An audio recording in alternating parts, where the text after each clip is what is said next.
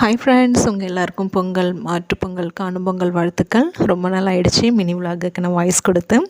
ரொம்ப நாளும் ஆயிடுச்சு நான் மினி விலாக் ஷேர் பண்ணி. இன்றைக்கி மாட்டுப் பொங்கல் எங்கள் வீட்டு நல்லபடியாக படையல் எல்லாமே முடிஞ்சிடுச்சு. நாளைக்கு காணும் பொங்கலுக்கு எல்லோரும் எங்கே போகிறீங்க, வெளியில் போகிறீங்களா இல்லையாங்கிறத கண்டிப்பாக கமெண்ட் பண்ணுங்கள். நாளைக்கு நாங்கள் எங்கே போகலை, வீட்டில் தான் இருக்கிறோம். ஏன்னா அவங்களுக்கு ஆஃபீஸ் உண்டு. இந்த வருஷமும் பொங்கலுக்கு ஊருக்கு போகிறதுக்கு முடியல. அவங்களுக்கு பொங்கல் ஒரு நாள் தான் லீவுங்கிறதுனால போகலை. நெக்ஸ்ட் இயராவது போகணும். ஏன்னா பொங்கலில் 4 நாள் ஃபெஸ்டிவலுங்க. ஊரில் போய் செலிப்ரேட் பண்ணால் தான் ரொம்ப நல்லாயிருக்கும். ஆனால் ஒவ்வொரு வருஷமும் இதை நான் மிஸ் பண்ணிகிட்டே தான் இருக்கேன். இன்றைக்கி மாட்டுப் பொங்கலுக்கு பெரும்பாலும் எல்லோரும் வீட்லேயும் நான்வெஜ் செஞ்சு படைப்பாங்க. ஆனால் மாமியார் வீட்டு பழக்கப்படி அது கிடையாது.